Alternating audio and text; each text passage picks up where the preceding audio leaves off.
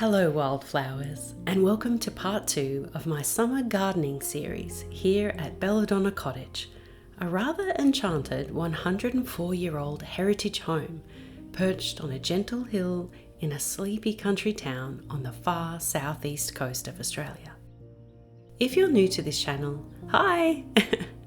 I'm Nancy, an artist, author and cottage witch with dreams of the good life, growing and crafting, living and loving in peace and quiet.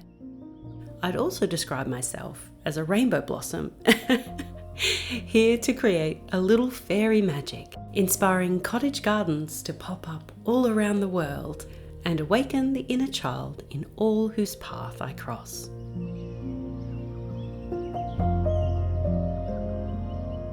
Now, I wouldn't really call my garden a suburban one, because here in this quaint little town, there are paddocks at the end of every street. A short stroll in any direction, and I can feed cows or horses, cross paths with ducks and chickens as I walk along the river, or bump into Bailey, the town sheep, bleating impatiently for daddy outside the pub or grocery store. It was here that I chose to give homesteading another go after leaving behind my off-grid tiny house in the Alps to start over in a new town by the seaside. Less than a year in, I think I'm making good progress on the cottage garden of my dreams. And in this episode, I wanted to share with you the top 10 homesteading skills that I've been practicing this summer. So pop on your sun hat, Wildflowers, and let's get started.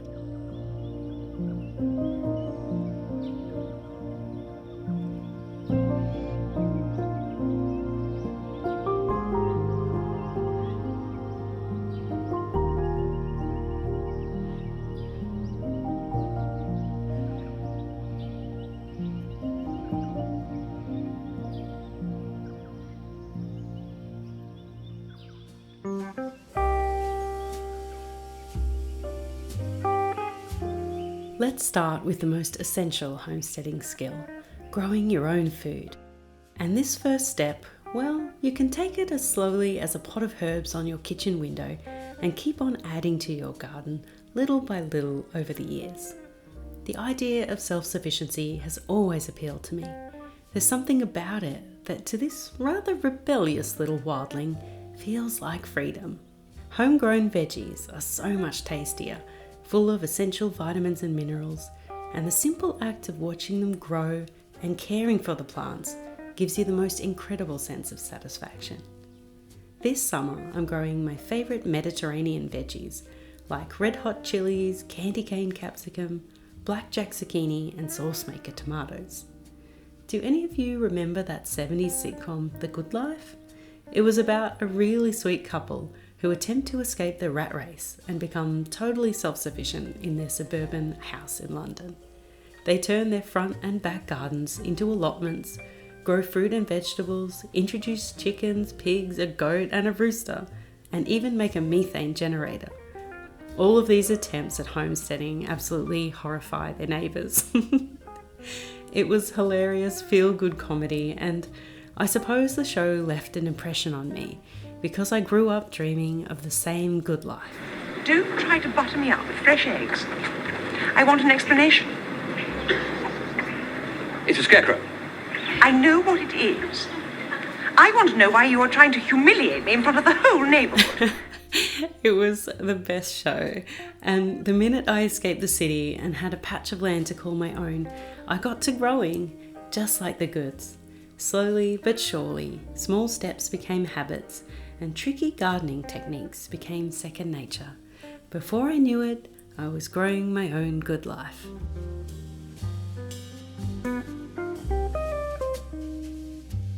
Either you take down my dress, or I shall call the police. And I'm aware that didn't come out right, but you know what I mean. Oh, all right.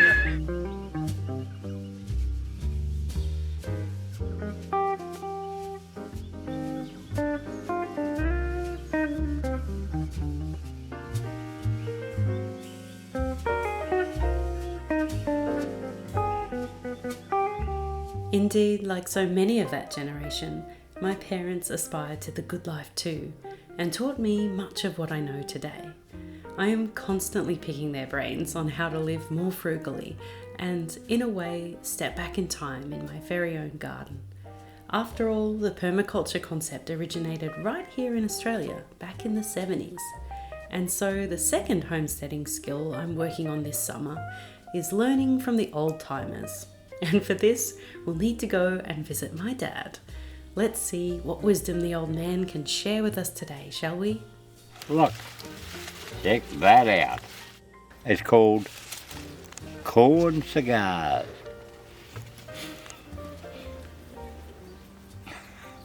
What?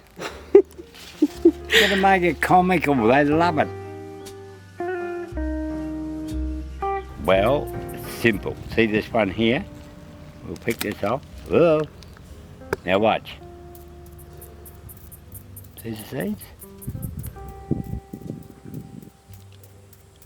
Seeds.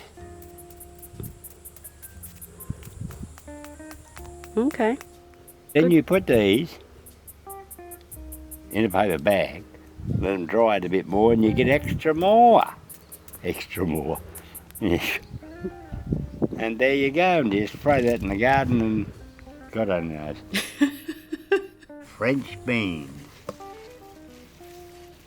Not formed yet. With a little patience and curiosity, you're sure to find that the older generation love passing on their skills and knowledge. These are my special tomatoes.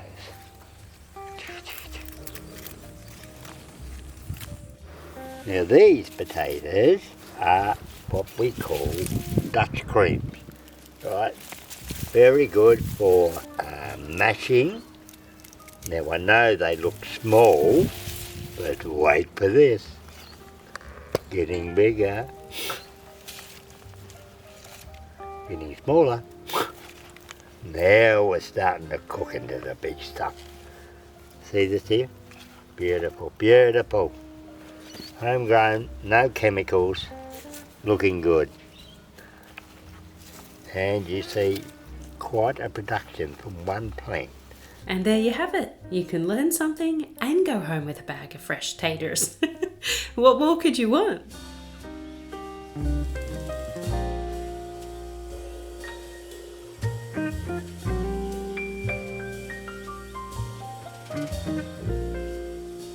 Another homesteading skill I'm working on this summer is gathering together with like-minded spirits, sharing experience, recipes, resources, and, of course, produce.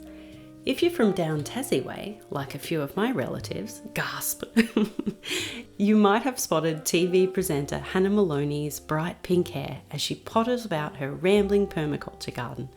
Hannah has been a huge inspiration to me since I first started gardening, and I was pretty thrilled that she wanted to be a part of this episode and show us around her garden. You know, I think I might have seen every single one of her episodes on Gardening Australia and on her own YouTube channel too. So if you're looking for more homesteading inspiration and some classic garden binge watching, she really knows her stuff. Making sure I leave just a little bit at the very top so the plant can photosynthesize. Now, if you have a really big leaf, you might want to actually cut it in half so it doesn't take too much energy from the plant. Hannah was kind enough to send me a copy of her new book, Good Life Growing, which we'll be reading over on Patreon next month for our book club. It's full of handy tips for growing your own food, and I've learnt so much already. Later in this episode, we'll be making Hannah's seaweed fertiliser. I think Hannah explains this concept of community sufficiency perfectly in her first book when she poses the question, why do everything yourself when you can share the load? Instead of one property struggling to produce everything they need to survive, a whole region can work together so that everyone can thrive.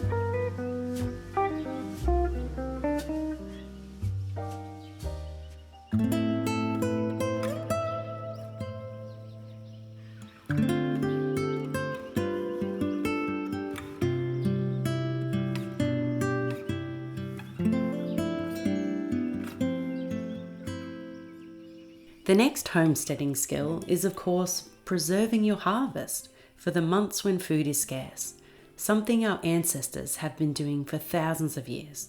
It feels electric and magical sometimes, when I'm bottling tomatoes in my hot summer kitchen or picking chilies in the scorching afternoon sun, to think that I'm following a tradition the ancients of Mesopotamia and Mesoamerica were practicing thousands of summers past.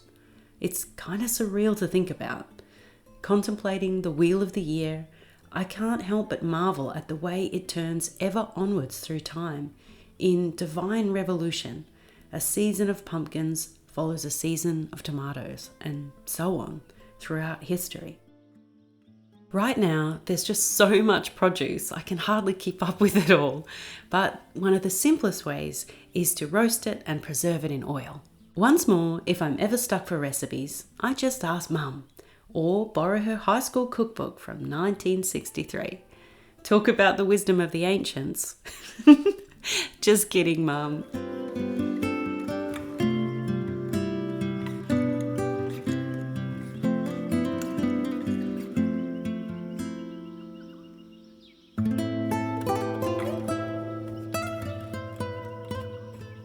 Now, I doubt any of these jars of marinated vegetables will be left by winter because they are so tasty in pastas, pizzas and summer salads, but at least I gave it a go, and that's one more homesteading skill under my belt.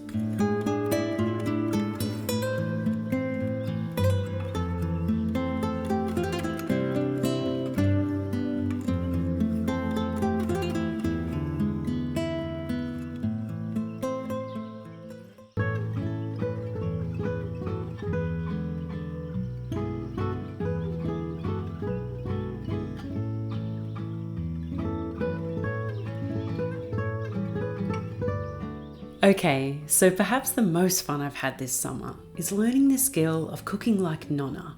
I swear one of my spirit guides is named Sophia, and her energy takes over when I'm in the kitchen. Food is her love language, and she's in heaven right now with all these vegetables we're growing. I think Mr. Rose is too, because I've been making all my own pizza and pasta sauces from scratch. We recently watched a documentary on blue zones, and it inspired me to embrace the Mediterranean diet even more. It's not just about the homegrown vegetables, but the joy of cooking, the passion for food, and the happiness that comes from sharing a long and lazy, delicious meal with the ones you love most.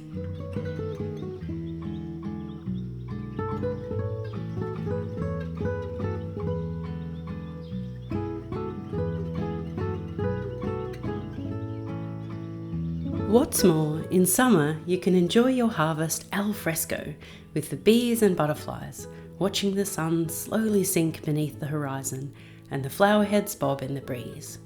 As we polished off the pizzas, we were planning ways to extend the mini homestead and wondering how many more of our favourite pizza toppings we could grow ourselves. I'm thinking a pineapple plantation next year? As Dad says, now we're starting to cook into the big stuff.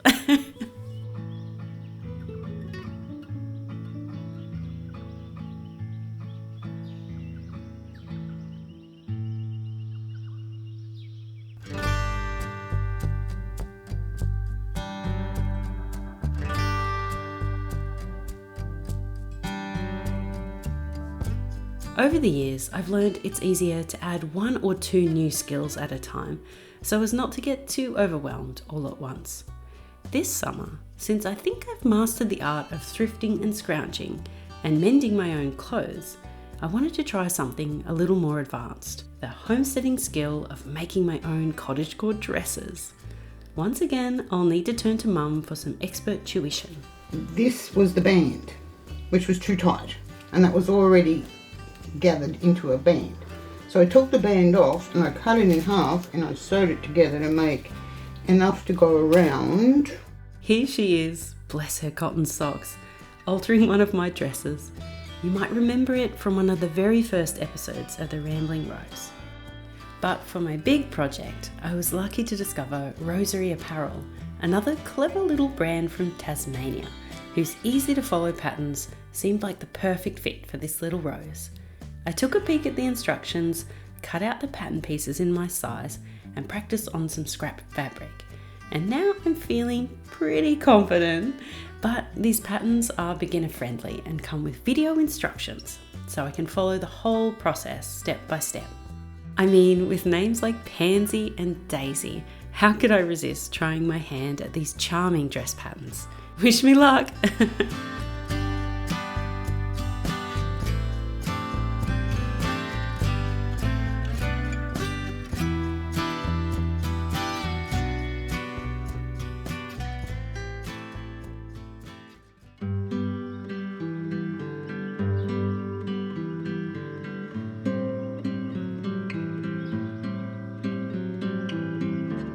Number 7 on my list is the incredibly rewarding homesteading skill of raising animals in your own backyard.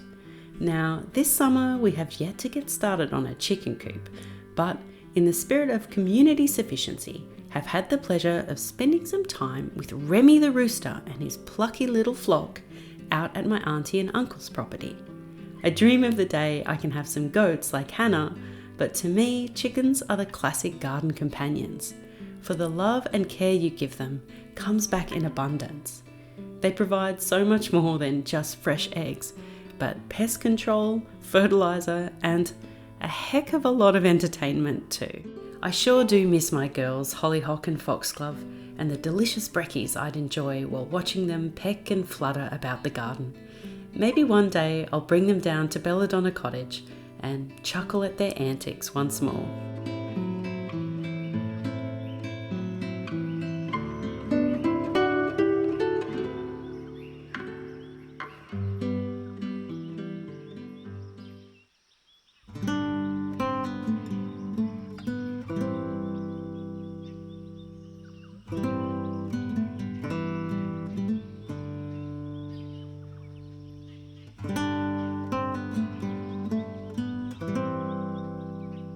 This next homesteading skill, well, I guess it encompasses a lot of different little skills that help get you on your way to an abundant vegetable garden. And it's all about the nitty-gritty stuff, feeding, weeding and watering your crops. It's where you really get your hands dirty, figuring out ways to improve soil health, giving your plants all the essential vitamins and nutrients to thrive. Now, I've learned to use all sorts of different food scraps to compost and make fertiliser, from banana peels to coffee grounds. But this summer, now that we live by the seaside, I was excited to try a new fertiliser recipe. This is my life now, excited for fertiliser. And for this, I referred again to Hannah's new book, Good Life Growing, took some mental notes and set off for the beach with Noah and Mr. Rose.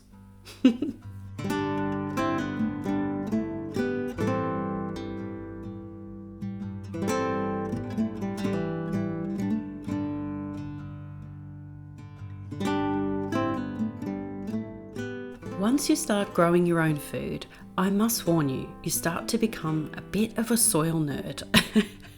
After all, healthy soil means healthy veggies, means healthy people. So all that stuff you forgot from high school chemistry starts creeping back into your thoughts. As Hannah explains in her book, seaweed has the broadest and most balanced range of nutrients to support good cropping, early flowering and high fruit sugar content. And so a seaweed liquid fertiliser is one of my favourite things to use on the garden. In Australia, collecting seaweed from beaches is permitted everywhere but in sanctuary zones, and only if it's under 20 litres per person per day. That's a lot of seaweed, but it's always best to check with your local council first. So now that we've gathered all this awesome nutrient-dense seaweed, it's time to take it home and mix up a potent brew, Green Witch style.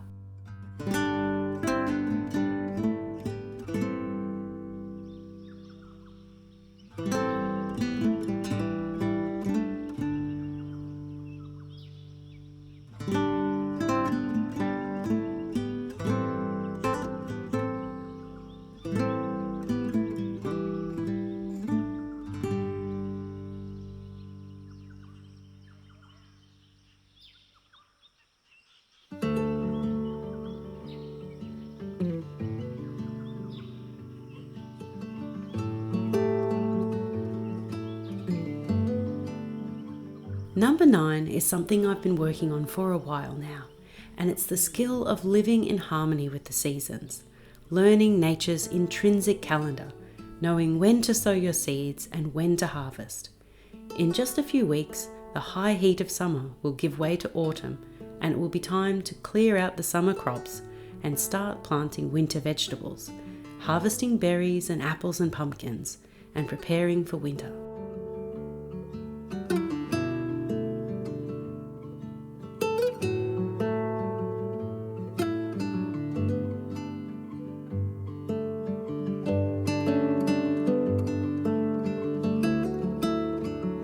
One of the 12 permaculture principles I've learned is to interact and observe, and for this I've been scribbling away in my garden journal over the years, hoping to one day feel it as intuitively as the plants themselves.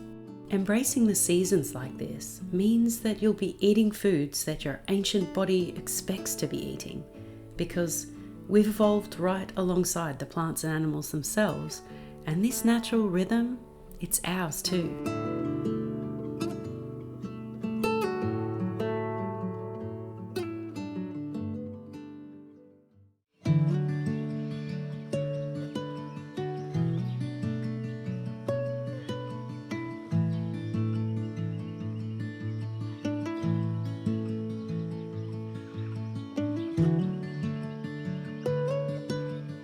Well, I guess this last one isn't so much a skill as it is a way of life.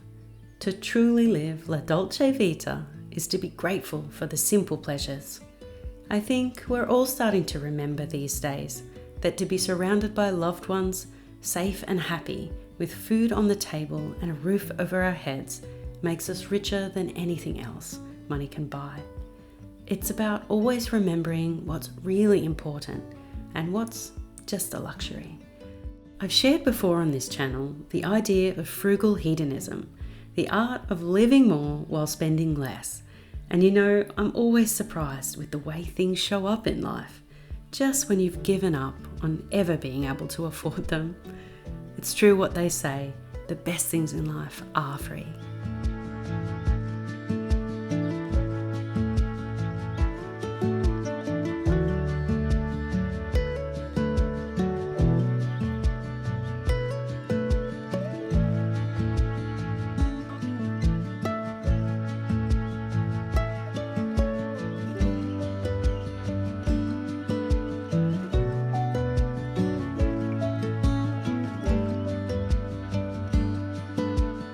If you enjoyed this episode, don't forget to like and subscribe, or head on over to Patreon to help keep this channel alive. Or you could check out my online store for all things creative and magical, handmade with love, right here in Australia. I'm pretty stoked with this chili harvest, so perhaps in the next episode we'll get to making some hot sauce. Until then, wildflowers, merry meet and merry meet again. I wish you nothing but endless abundance in love, laughter, and the beauty of life. Thank you so much for watching, and I'll see you again soon, somewhere over the rainbow and in the cottage garden.